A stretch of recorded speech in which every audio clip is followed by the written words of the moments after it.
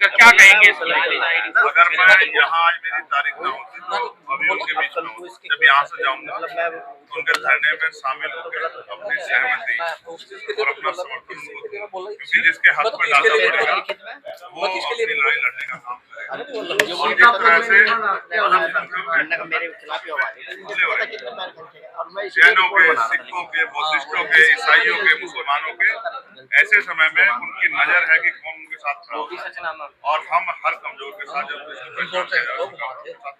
सोनू चौधरी के बयान पर आपने कहा था कि पश्चिम उत्तर प्रदेश में वो एक बीजेपी की चाह रही है।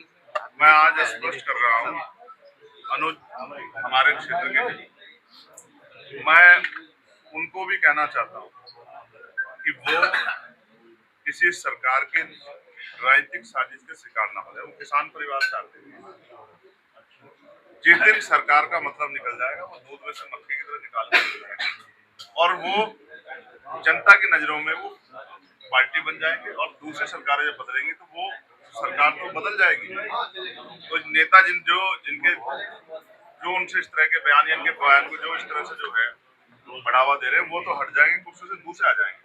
तो वो उनके खिलाफ कोई तरह की कार्रवाई ना करें, इसलिए क्योंकि उनके पिता ने भी चिंता जाहिर की है कि उनको कोई नुकसान हो सकता है। हालांकि वो तो कुछ सुरक्षा कर रहे हैं वहाँ लोग, लेकिन मैं फिर ये स्पष्ट कहूंगा कि मैं समझता हूँ कि उनको समय रहते जो है नजर रखना चाहिए कि जो वो कर रहे हैं जाने जाने में उसका फायदा सरकार को। आपने सदन में कहा है कि ईद को लेकर के सरकार और धर्म के आयोजनों के लिए पैसा खर्च करती है। ईद आ रही है, हम देखेंगे। बहुत अच्छी बात, बहुत अच्छा सवाल आपने रखा। ये देश धर्मनिरपेक्ष राष्ट्र है, यहाँ सभी धर्मों का सम्मान होता है और भारतीय जनता पार्टी का नारा है सबका साथ सबका विकास। तो जिस तरह से अब ईद का त्योहार आ रहा है, अभी सदगुरु जगतगुरु सदगुरु रविदास महाराज जी की जयंती की, उसमें तो कोई मदद नहीं की, उसमें तो छुट्टी भी घोषित जो है मेरे लड़ने के बाद रात में की 6-6:30 बजे। तो उसमें तो कोई मदद उस तरह कोई सहयोग जो है उसको बढ़ावा देने के लिए नहीं किया। तो मैंने मांग की है कि ईद पे हम देखेंगे कि सरकार जो है इतने बड़े समाज के धार्मिक आस्था के पर्व पे क्या जो है बजट देगी। उसके बाद क्रिश्चियंस के त्यौहार आएंगे, जैन समाज के त्यौहार आएंगे, सिख समाज के त्यौहार आएंगे। जो जो त्यौहार आएंगे हम ध्यान रखेंगे कि बजट का कितना पैसा किस त्यौहार में खर्च हुआ है, क्या यहाँ सभी धर्मों का सम्मान हो रहा है नहीं हो रहा है। मैं मुजफ्फरनगर के लिए एक बात कहती हूँ कि बुढ़ाना में एक घटना हुई थी, आपको याद, और आज मुझे जानकारी मिली सैकड़ों लोग आए हुए कि साहब हमारे ऊपर मुकदमे वापस लेने का बहुत दबाव बना। मैं पुलिस के अधिकारियों को कहूंगा कि ये व्यवहार उनका अच्छा नहीं। अगर वो इस तरह से लोगों को डराने का काम करेंगे तो फिर उनके खिलाफ भी एक बड़ा आंदोलन हम लोगों को जो है करना पड़ेगा, क्योंकि किसी को भी डराने का, धमकाने का, जोर जबरदस्ती करने का अधिकार संविधान किसी को नहीं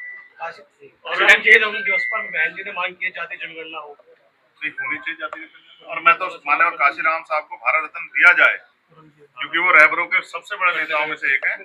ऐसी मैं जो है मांग करता हूँ। आपको लगता है कि सरकार देगी? नहीं देगी तो जब हमारे आ जाएगी हम देंगे।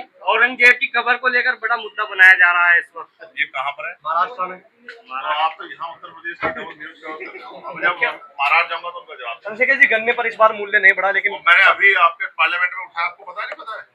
मैंने बिजली का बिल माफ किया जाए, खाद जो है उस पर जो है सब्सिडी और बढ़ाई जाए, यूरिया में फिर उसमें जो यूरिया का वितरण है उसमें पारदर्शिता हो, सबको मिले, और गन्ने के मूल्य में वृद्धि और 14 दिन के अंदर मिले, और किसानों को जो है जो 6,000 रुपए सम्मान निधि मिलती है उसको बढ़ाकर 24,000 रुपए की, ये मैंने मांग उठाई है। 2027 की किस तरह की तैयारी चल रही है अब? तो अभी जिला पंचायत देख लेना, उससे आपको पता लगता है। आखिरी सवाल है, बीजेपी के विधायक ने कहा है कि मुसलमानों के लिए इलाज के लिए अलग बोर्ड बना दो। जैन चौधरी ने उसका विरोध करने कहा है कि मोहतरमा इलाज की जरूरत है। अब आप देख लो, जो लोग सरकार में शामिल हैं वो भी गलत चीजों को स्वीकार नहीं कर रहे हैं।